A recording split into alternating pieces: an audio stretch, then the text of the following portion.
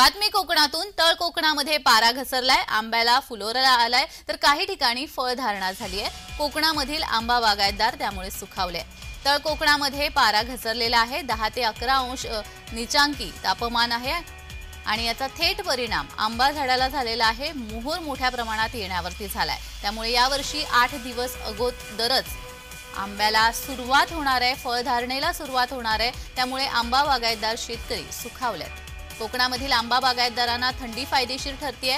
किनारी भागातील आंबा झाडांना किनारी भागातून वाहणारं थंड वारं हे क्षारयुक्त असतं, त्यामुळे वाहणारी थंडी आणि वारा याचा ताण पडून आंबा झाडाला मोठ्या प्रमाणामध्ये मोहोर येतोय।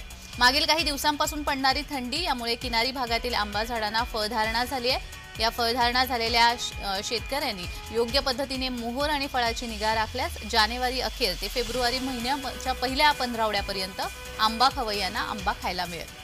वेंगुर्ला तालुक्यामधील भोगवे समुद्रकिनारी मोठ्या प्रमाणात आंबा झाडांना मोहोर आलेला आहे, फळधारणा झालेली आहे। येथील आंबा बागायतदार यांच्या बागेतून आमचे प्रतिनिधी सुरेश कौलगेकर यांनी शेतकऱ्यांशी थेट संवाद साधलाय। तळ कोकणात बघितलं तर मोठ्या प्रमाणात जी थंडी आहे ती सुरू झालेली आहे। तापमान आहे ते 10 ते 11 अंश सेंटीग्रेड आहे आणि याचा जो परिणाम आहे तो आंबावर झाला आहे आणि मोठ्या प्रमाणात आंबा पीक हे येण्याची शक्यता आहे, कारण फ्लॉवरिंग हे मोठ्या प्रमाणात सुरू झालेलं आहे। त्यामुळे शेतकऱ्यांना ही आनंदाची बातमी आहे। आपण एका आंबा बागेमध्ये आलोय, आपण भोगवे येथील महेश सामंत यांच्या आंबे बागेमध्ये आलोय आणि अशा पद्धतीने जे फ्लॉवरिंग आहे ते सध्या सुरू झालेलं आहे आणि ज्याला आपण म्हणतो फळधारणा तीही सुरू झालेली आहे। अशी छोट्या पद्धतीने आंबा हा सध्या फळधारणेला सुरुवात झालेली आहे।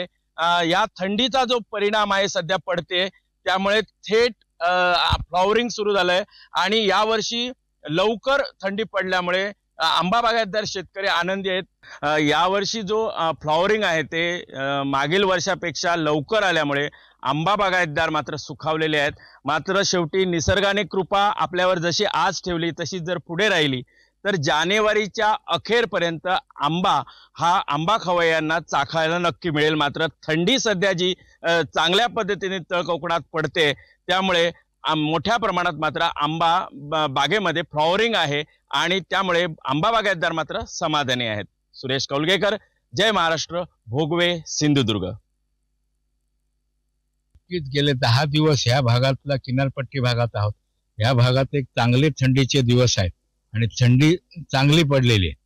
शेवटी समुद्रावरनं येणारे खाऱ्या वाऱ्याचा ताण समुद्राला ह्या कलमाला आंबा कलमाला लागतो आणि त्यामुळे फ्लॉवरिंगची प्रक्रिया बऱ्यापैकी सुरू झालेली आहे।